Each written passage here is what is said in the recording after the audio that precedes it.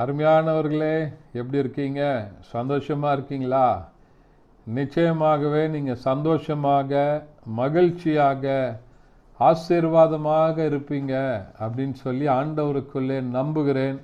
உங்களை வாழ்த்துகின்றேன். தொடர்ந்து ஆண்டவர் உங்களோடு கூட இருந்து உங்களை ஆசீர்வதித்து மகிழ பண்ணுவாராக.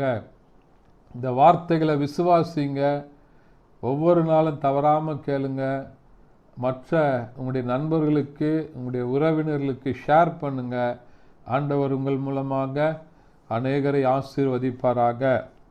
இந்த நாளின் செய்திக்கு ஆதாரமாக ஏசாயா தீர்க்க தரிசன புத்தகம் அதனுடைய 32ஆம் அதிகாரம் 18வது வசனம் இப்படியாய் சொல்லுகிறது: நிலையான வாசல்களிலும் ஆண்டவர் நீங்கள் அமைதியான தங்கும் இடங்களிலும் குடியிருப்பீர்கள். அமைதியான இடத்துல ஆண்டவர் உங்களை குடியிருக்க பண்ணுவேன். நிலையான வாசல்களில் நீங்கள் தங்குவீங்க என்று சொல்லி ஆண்டவர் சொல்கிறார். என் ஜனம் சமாதான தாபரங்களிலும் நிலையான வாசல்களிலும் அமைதியாய் தங்கும் இடங்களிலும் குடியிருப்பீர்கள். ஆண்டவரால் மீட்கப்பட்ட ஜனங்களை ஆண்டவர் அமைதியான ஒரு இடத்துல ஆண்டவர் அவர்களை தங்கும்படி வைக்கிறார். எவ்வளோ ஒரு நல்ல ஆண்டவர் பார்த்தீங்களா? சமாதானம் தாபரிக்கும் ஸ்தலங்களில், சமாதானம் நிறைந்த இடத்துல ஆண்டவர் உங்களை கொண்டு போய் வைத்து நிலையான வாசஸ்தலத்தில் உங்களை நிலைநிறுத்தி அமைதியாக இருக்கிற இடங்களில் ஆண்டவர் இன்றைக்கு உங்களை நிறுத்த, உங்களை கொண்டு போக உண்மையுள்ளவராக இருக்கிறார். நீங்கள் இருக்கிற இடத்தை ஆண்டவர் அப்படி மாற்றுவதற்கு உண்மையுள்ளவராக இருக்கிறார்.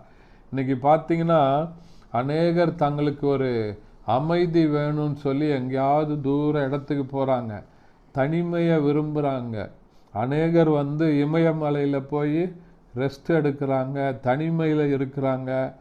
ஏன்னா தன்னுடைய இருதயத்தின பாரங்கள், டென்ஷன்ஸ் எல்லாம் குறையணும்னு சொல்லி ஆண்டவர் சொல்லுகிறார், சமாதானமான தாபரங்களில், நிலையான வாசஸ்தலத்தில் உங்களை அமைதியாக நான் தங்க பண்ணுவேன் அப்படின்னு சொல்லி சொல்கிறார். யாருன்னு சொன்னால் ஆண்டவரால் மீட்கப்பட்ட ஜனங்களை. நீங்கள் இருக்கிற இடத்துல ஆண்டவர் உங்களுக்கு சமாதானத்தை தருவதற்கு உண்மையுள்ளவராக இருக்கிறார். உடைய வாசஸ்தலங்கள் நிலையானதாக இருக்கும். நிலையான வாசஸ்தலம்னா நம்முடைய வாழ்க்கையில் மாறுபாடுகள் இருக்காது, மாற்றங்கள் நம்முடைய வாழ்க்கையில் இருக்காது. நம்ம நிலையானவர்களாக, தேவ சமாதானத்தோடு தேவனுக்காக காத்திருக்கிறவர்களாக, ஆண்டவருடைய பிள்ளைகளாக நம்முடைய வாழ்க்கையில் அமைதியான ஒரு சூழ்நிலையை, ஒரு தெய்வீக சமாதானத்தை ஆண்டவர் உங்களுடைய வாழ்க்கையில் கொடுத்து உங்களை ஆசீர்வதிக்க உண்மையுள்ளவராக இருக்கிறார். ஆண்டவருடைய பிள்ளைகளுக்கென்று ஆண்டவர் வைத்திருக்கிற இந்த ஆசீர்வாதத்தினால உங்களை நிரப்புவதற்கு அவர் உண்மையுள்ளவராக இருக்கிறார். ஒருவேளை வாசல்களில் அநேக பிரச்சனைகள் இருக்கிறதே, நான் தங்குகிற இடங்களில் அமைதியே இல்லையே அப்படின்னு சொல்லி நினச்சிக்கிட்டு இருக்கீங்களா? இந்த வசனத்தை விசுவாசிங்க, வாசிங்க. இந்த வசனத்தின் மேலே உங்களுடைய கரங்களை வச்சு ஜெபம் பண்ணுங்க. ஆண்டவரே, உம்முடைய பிள்ளைகளுக்கென்று நீங்கள் வச்சிருக்கிற இந்த ஆசீர்வாதத்தினால என்னுடைய வாசஸ்தலங்களை ஆண்டவரே நீர் நிலைப்படுத்துவீராக. நான் தங்குற இடத்த சமாதானம் உள்ளவர்களாக மாற்றுங்கன்னு சொல்லி கேளுங்க. ஆண்டவர் இந்த ஆசீர்வாதத்தை உங்களுக்கு கொடுத்து உங்களை ஆசீர்வதிக்க உண்மையுள்ளவராக இருக்கிறார். ஜெபிக்கலாமா? பரிசுத்த பிதாவே, உம்மை துதிக்கிறோம், உம்மை ஸ்தோத்தரிக்கிறோம், உம்முடைய நாமத்தை மையப்படுத்துகிறப்பா.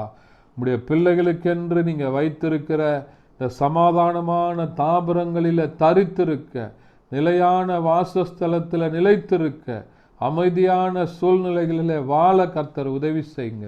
இயேசுவின் நாமத்தில் பிதாவே, ஆமென். தேங்க்யூ. God bless you.